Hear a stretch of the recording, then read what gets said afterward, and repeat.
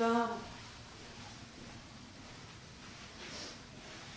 أشهد أن لا إله إلا الله.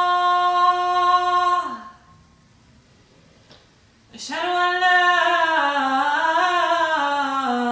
إله إلا الله. أشهد أن محمدا رسول الله.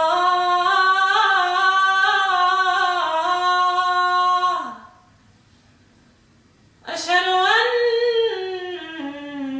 محمدا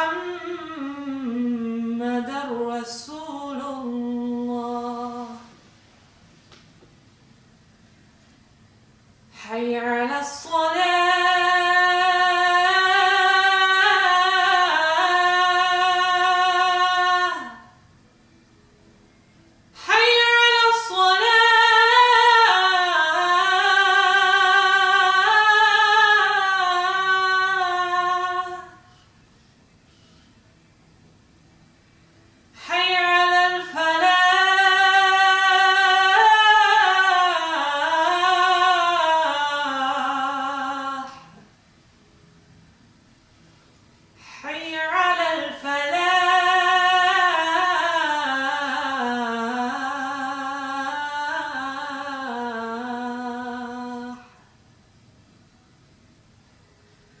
الله أكبر.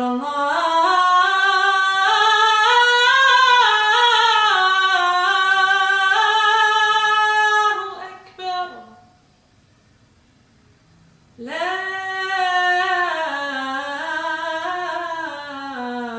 إله إلا الله.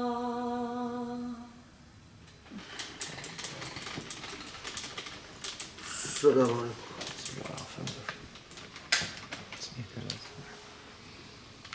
الله أكبر. الله أكبر. الله أكبر.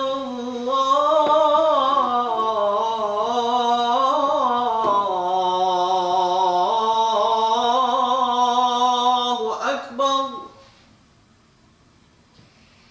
أشهد أن لا إله إلا الله.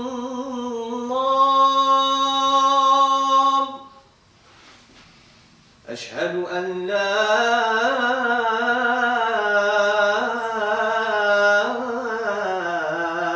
إله إلا الله. أشهد أن محمدا رسول الله.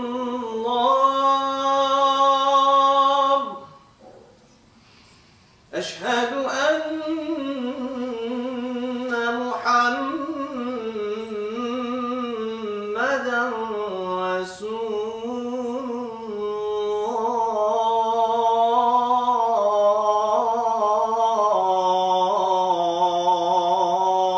الله. حي على الصلاة.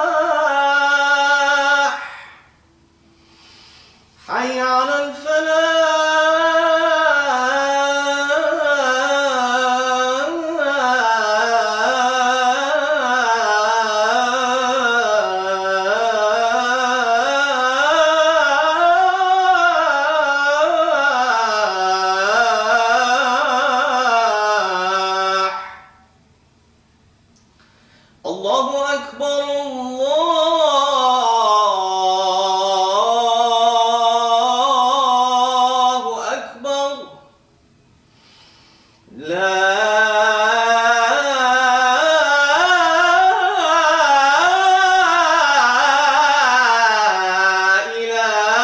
إلا الله. بسم الله الرحمن الرحيم. وسبحان الله العلي العظيم، والحمد لله رب العالمين، نحمده ونستعينه ونستهديه ونستجيره ونستهديه، فإنه حقا من هدى الله فلا مضل له، ومن يضلله فلا هادي له. اللهم صل وسلم وبارك على الحبيب المصطفى محمد النبي الأمين، خاتم الرسل والأنبياء أجمعين، المرسل رحمة للعالمين.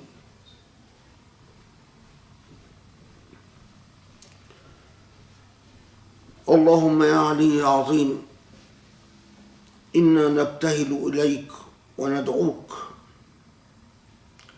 أن تصلح لنا ديننا الذي هو عصمة أمرنا، وأن تصلح لنا دنيانا التي فيها معاشنا، وأن تصلح لنا آخرتنا التي فيها معادنا، وأن تجعل الحياة زيادة لنا في كل خير، وأن تجعل الموت راحة لنا من كل شر، إنك أنت العلي العظيم.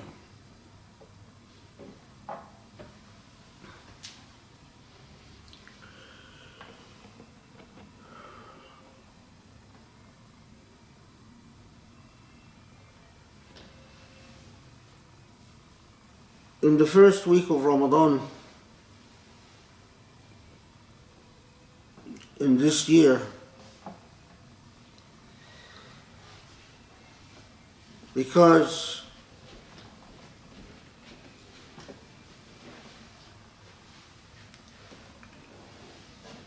this has to be an atypically short khutbah because of an engagement right after Jummah.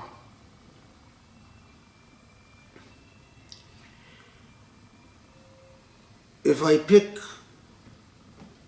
as to one of the most, or perhaps the most noteworthy thing to mention in a fairly short khutbah that has to be of necessity compact, I must bring attention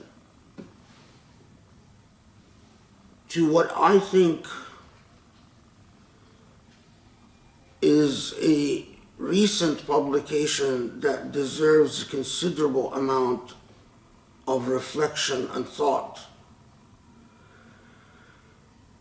The publication to which I'm referring is titled The European Islamophobia Report. The editors of this report is Farid Hafiz and Enes Bayrakli, or Bayrakli. Farid Hafiz is a well-known academic figure who we mentioned in at least two previous khutbahs because of his plight with his own government in his own country, with the Austrian government, that targeted him specially and specifically because of the fact that he edits this. I'm not sure how often the report comes out, if it's annual or not, or more periodic. But anyway, he was targeted specifically because of this European Islamophobia report, and was arrested, and the Austrian government tried to bring some terrorism-related charges against him. After, of course, the plight of being in the court system, being processed by the strong arm of the state and the repressive powers of the state, eventually the judiciary soundly and appropriately dismissed the case. But the European Islamophobia report deserves significant attention. One, it's a very long report. It's about 600 pages, close to 600 pages. And it covers every country in Europe. And various scholars, it has, in most of the time, different scholars, covering each European country. What is astounding about the report is that whether we are talking about the state in terms of the executive powers of the state, or whether we are talking about the legislative powers of the state, or we are talking about the soft powers of the state, the media, and broadcasting systems, or we are talking about popular culture, it is truly astounding the extent to which Islamophobia has become, or is clearly so anchored, embedded in every European country. Some of the facts that the report covers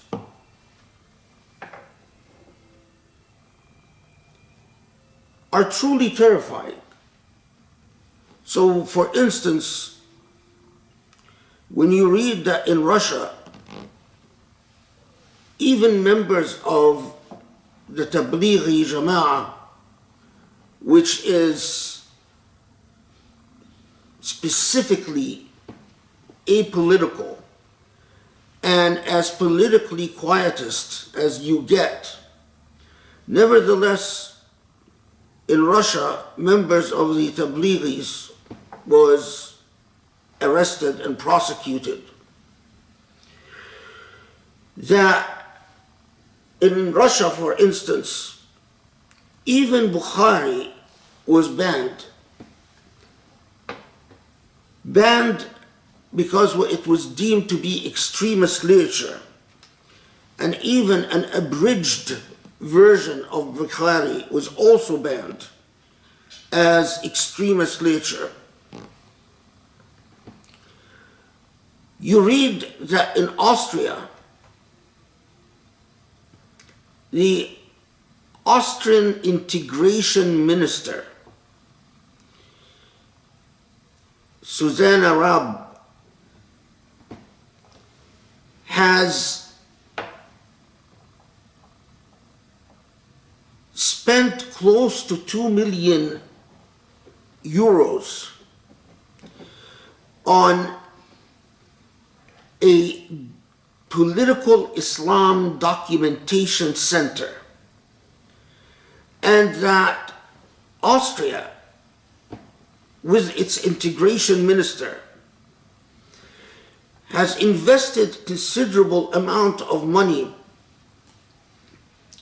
to warn fellow European countries and invite them to monitor what is referred to as political Islam. that you read in the report, in this Islamophobia report, about continuing shutdowns of Islamic centers and Muslim civic organizations, and the closures of numerous mosques, all in the name of integration and all in the name of fighting political Islam. That from Brussels to several other European countries, including countries like Romania and Poland, the government is intimately involved in what discourses take place in Islamic centers, what khutbahs are allowed to be given or not given, and that, as in Brussels, the government will often force imams that they don't like to resign.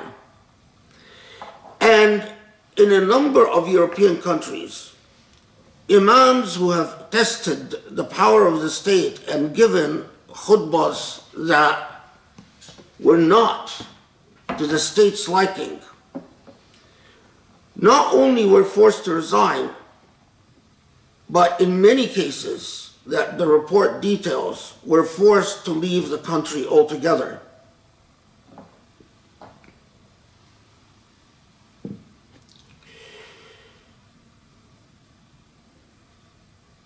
You learn from the report that Europe clearly has not learned anything from the Bosnian genocide. I remember very clearly, before the Bosnian genocide broke out, Islamophobes were publishing books like Target America and authoring reports about the international Islamist. The purpose of these publications was to warn Europe about the rise, in quotes, of Islamic nationalism and political Islam in the heart of Europe, and that this genocidal discourse preceded the genocidal activity that was the Bosnian genocide. But apparently Europe has learned nothing. And once again, you learn from the report that there is obsessing over the rise of, again, Islamic nationalism, political Islam in Kosovo. And that there was a European Commission Kosovo report of 2022, which sounded like identical to the type of propaganda material that was being disseminated and distributed about Bosnia before the Bosnian genocide.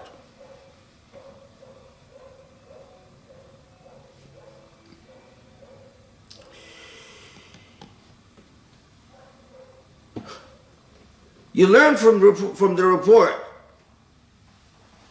that in countries like Denmark and France, if a Muslim student, not only is the hijab banned, but if a Muslim student wears a skirt that is deemed to be too long, or is seen as covering too much of her body, that she can be disciplined and punished.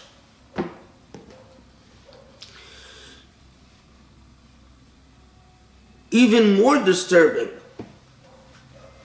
is that the European Court of Justice has upheld the right of European companies to deny muhajjabas jobs, to fire or to refuse to hire muhajjamas, all they have to do, according to the decision of the European Court of Justice, is take a principled position against all religious symbolisms at the workplace. And the European Court of Justice didn't stop there, but went even further in saying, if they discriminate between religions, so for instance, if they allow for Christian symbolism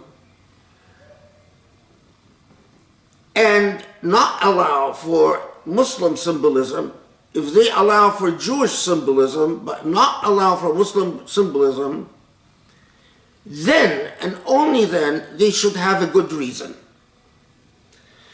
But it sounded like the practical effect is that you can discriminate. The thing is, if you are sued and called on your discrimination, you should have a good reason for discriminating. If you have a good reason, apparently that's okay with the European Court of Justice. It's only problematic if you don't have a good reason for discriminating between one religion and another, like allowing, for instance, the Sikh headgear, but not allowing the Muslim hijab.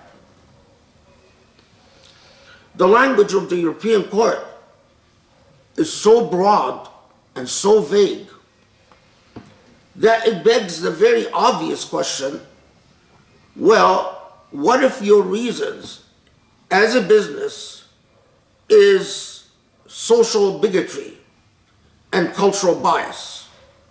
So in other words, you say, well, my clients don't mind the Sikh headgear or don't mind the Jewish yarmulke, but my clients do mind the hijab. And from the language of the European Court of Justice, it seems that that would be a perfectly logical defense and explanation.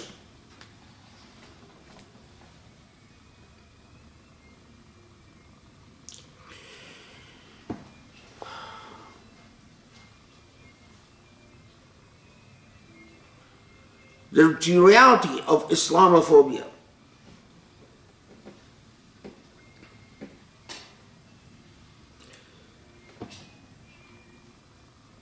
is that in the same way, in the same time that you see this meticulous documentation of pervasive Islamophobia all over Europe, and the report is very detailed, very systematic, very rigorous.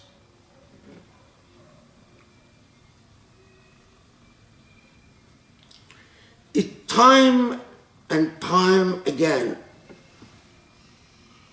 begs the question,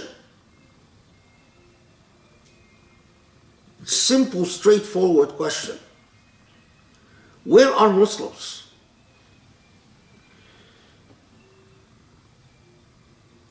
The report clearly shows that when it comes to Islam, so many European countries have happily put aside their liberal values, happily embraced all types of inconsistencies and paradoxes about democracy, liberal democracy, and their treatment of Islam.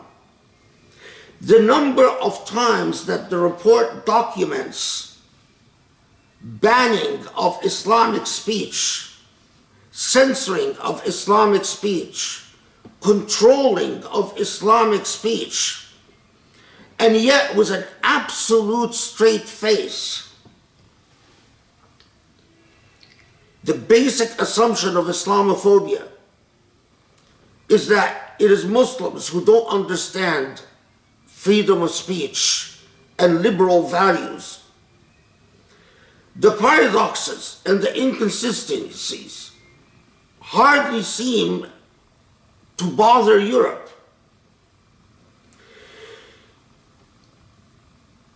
But even more, the micro-level involvement of the state with religion, this time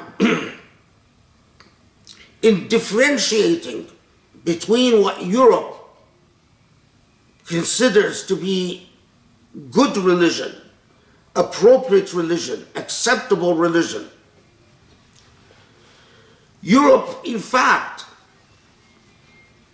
partners or partakes in God's divine powers, sitting in the seat of the divine legislator who dictates to Muslims what is acceptable within the realm of the divine will and what is not acceptable and what is reprehensible.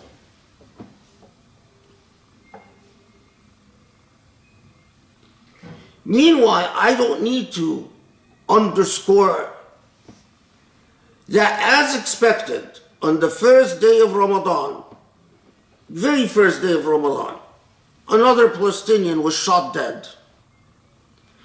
That in fact, now in the first week of Ramadan, and we even haven't, it's been an entire week, Israeli forces is practically invading every Palestinian town and city.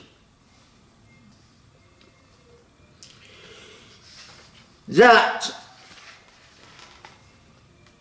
Israeli soldiers have stormed Ramallah, Nablus, Bethlehem, Jericho, Hebron, Jerusalem, and Jenin. That when you read the list of restrictions the Israelis have produced as to access to the Aqsa Mosque, you really wonder about the legitimacy of international and universal human rights discourses. Because these very same restrictions, if applied to a Christian population,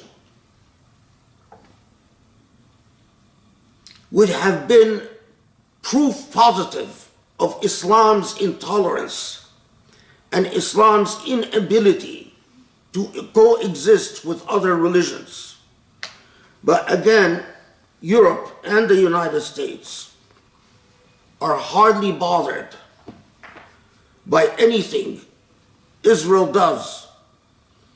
So much so that when the State Department came out with its annual human rights report, as many of us expected and feared, although Shireen Abu Akleh was a US citizen, the State Department minimized the murder of Shireen Abu Akleh and was defensively apologetic about all the Israeli war crimes and human rights violations, marginalizing and sidestepping all the numerous war crimes and human rights violations that Israel has committed from the last State Department report to the current State Department report.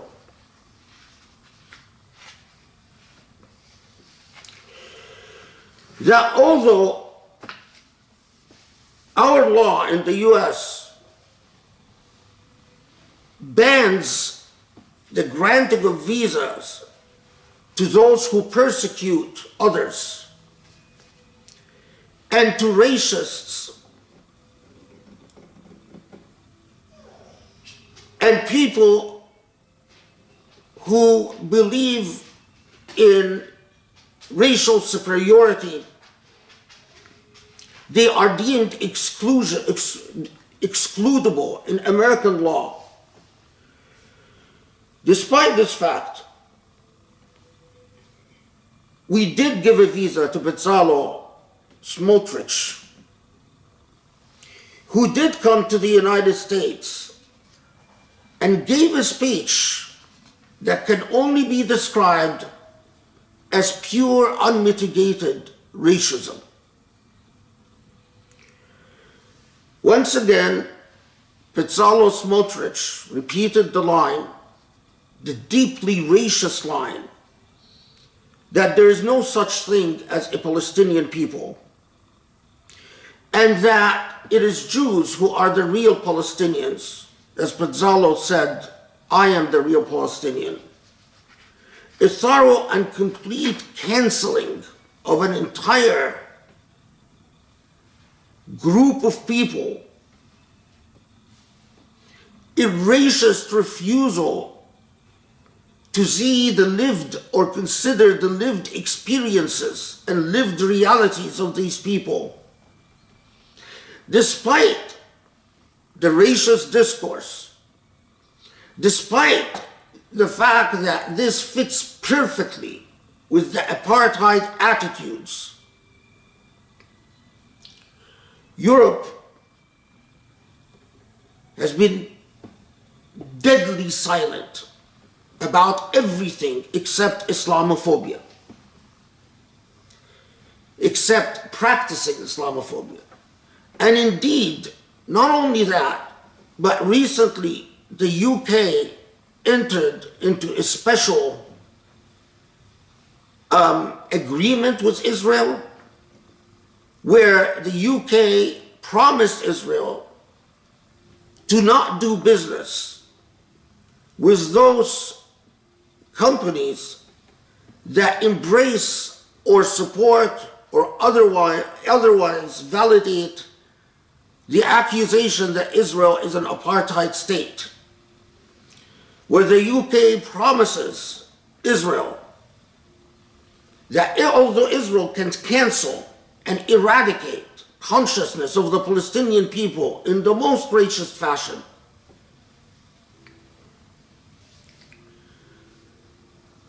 despite all of that, the UK promised Israel unreserved and unmitigated and unconditional support and help in prosecuting, persecuting, and boycotting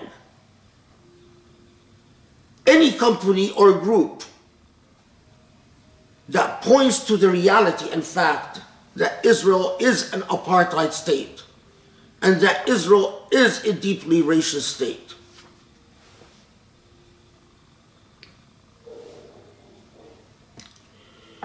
I'm running out of time, so let's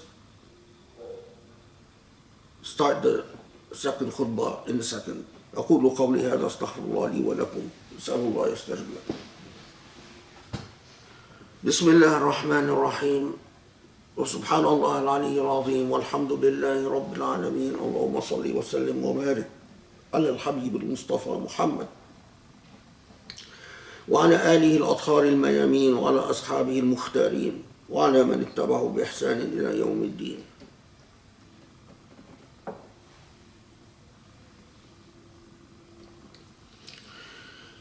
I am happy every time Ramadan comes around. I am happy for the blessing that Allah allows, especially the blessing to witness another Ramadan, to reflect upon the principle and the idea that we have a month,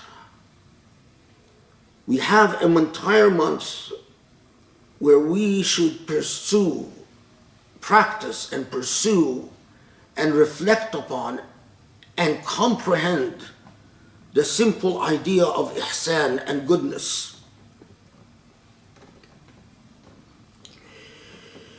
But at the same time,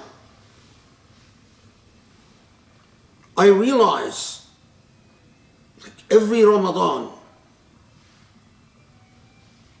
that it is astounding and remarkable that Ramadan comes along and you will have in numerous Islamic centers and in numerous Islamic communities talk about completing the Quran in Ramadan, talk about reciting the Quran in Ramadan, talk about increasing prayers in Ramadan, and yet, as a people, I am willing, or I truly feel reflecting upon how many Muslims, something like the European report, or the type of meticulous documentation of a phenomena that now defines the lives of all Muslims. How many Muslims would even bother reading or comprehending any of the material that this report covers, leave alone the report itself? How many Islamic centers will see it as part of their moral and ethical obligation to take a serious pause and rethink the dilemma of Islamophobia and use Ramadan as an opportunity to wage a methodical campaign upon one of the most widespread and most powerful forms of racism, Islamophobia, of our day and age.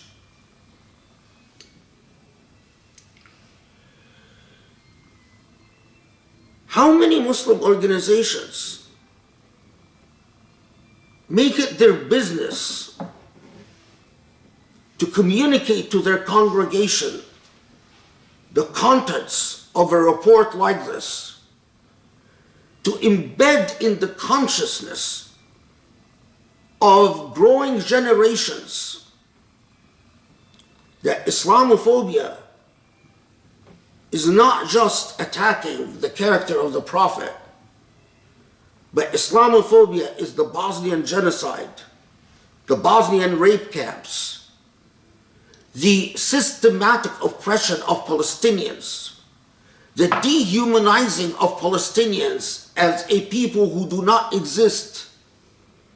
That Islamophobia is the selling of organs of Uyghur Muslims. That Islamophobia is the breaking out of fires in the Rohingya camps and the deaths of hundreds of Rohingya with no one caring, although it is now believed that the fire was intentional and purposeful. And Islamophobia is the starving of the Rohingyas, while the attention of the world remains focused on the Ukraine, on the white Christian migrants who've lost their homes. But Muslims, Islamophobia is the United States committing to continue selling arms to Saudi Arabia despite the atrocious casualties in Yemen and the atrocious atrocities committed by Saudi Arabia and the United Arab Emirates in Yemen. Islamophobia is the fact that thousands of Somalis perish from an existing famine that is projected to last into the future. And yet, the United States and its allies do not spend millions of dollars feeding the Somali people, but do spend millions of dollars making sure that the Shabab movement in Somalia never spreads, never gains power.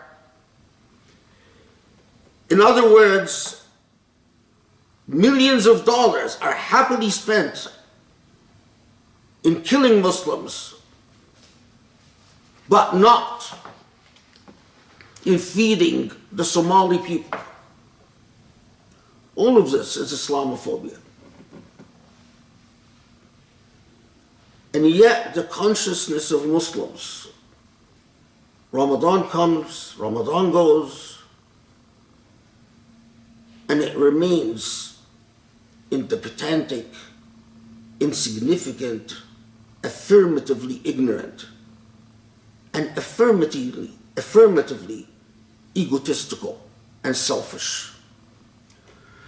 اللهم اغفر لنا اللهم اعف عنا اللهم ارحمنا اللهم اهدنا لأقرب من هذا رشدا يا علي عظيم. Allah forgive our sins. Allah guide us and help us towards the straight path, Ya Rab, this path of morality and righteousness and goodness. Allah, help us overcome our egoism and our selfishness, our heedlessness, our delusions. Allahumma salli wa sallim wa barik ala Muhammad wa alihi wa ashabihi wa aqim as-salah.